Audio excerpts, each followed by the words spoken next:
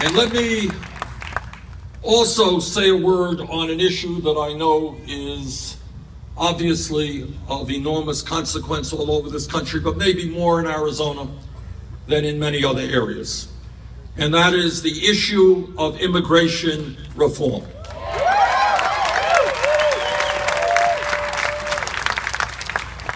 And let me begin by saying I know a little bit about immigration because my father came to this country at the age of 17 from Poland. He came to this country not speaking a word of English, came to this country without a nickel in his pocket, and he never made a whole lot of money. I grew up in a 3.5 room rent-controlled apartment in Brooklyn, New York. And my mother's dream was that someday, maybe our family would own its own home and not have to rent. That never happened. She died young and her dream never came to pass. But my parents, both of them, were enormously proud, my father maybe especially, to see his 2 sons go to college, and he enjoyed the opportunities that America gave him, and there was no prouder American than that young man who came to this country at the age of 17.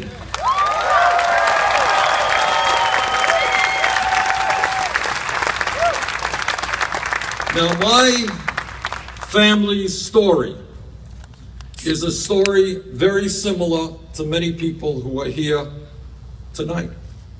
And that story is the story of America.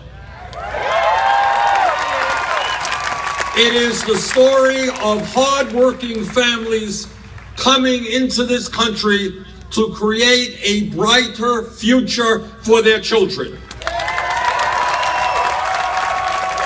It is a story rooted in family and fueled by hope. It is a story that continues to this day in families all across our country.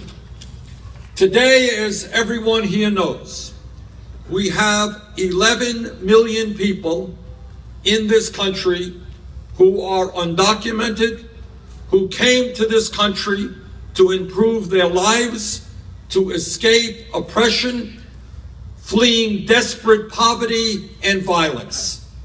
Let's be frank. Today's undocumented workers play an extraordinarily important role in our economy.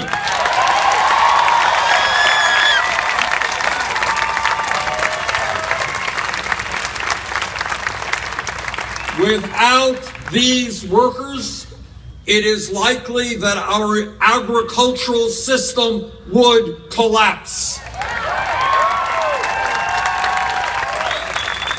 Undocumented workers are doing the hardest work in this country. They are harvesting our crops, building our homes, cooking our meals, caring for our kids.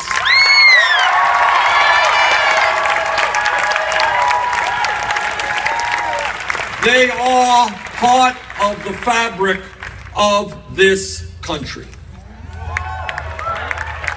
11 million people came to this country so they could feed their families, escape gang violence, and desperate economic circumstances.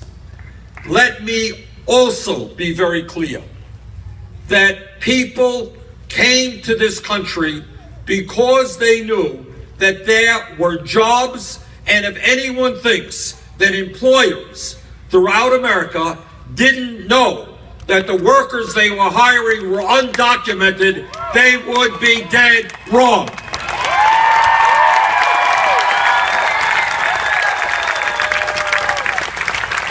That is the reality of where we are.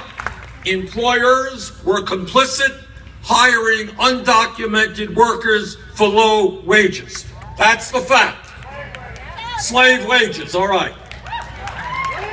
And let me tell you a little story, if I might. Back in 2007, as the senator from Vermont, I went to a place called Immokalee, Florida. Anybody know where Immokalee, Florida is? What is unique about Immokalee, Florida, a small town near Naples. That's where they grow most of the tomatoes, low-grade tomatoes used by McDonald's and Burger King. I went there. On the day that I visited, just coincidentally, the U.S. attorney was bringing charges against a contractor for slavery. In 2007, people were being held involuntarily to work in the fields. And I saw the working conditions and the exploitation that these workers experienced. And I saw the horrendous housing that they lived in. And I'm happy to tell you that we had a hearing on this issue in Washington. We made some progress. Wages went up. Working conditions went up. But the truth is, there are many Immokalees all over this country where undocumented workers are being exploited. And when you exploit people who cannot defend themselves, when you exploit people by paying them low wages, what you are doing is creating a race to the bottom for every worker in America.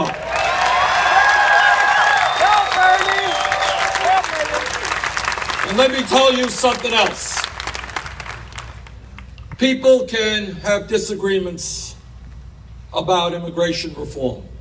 But in the year 2015, it is not acceptable to be stooping to racism and demagoguery in order to win some political votes.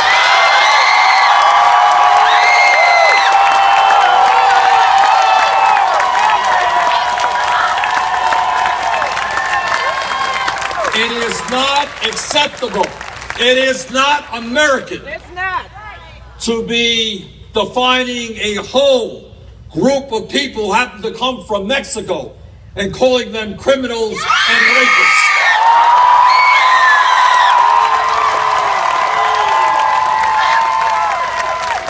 We have fought too hard in this country for hundreds of years to end racism, to end discrimination, to revert in 2015 to that kind of ugly language.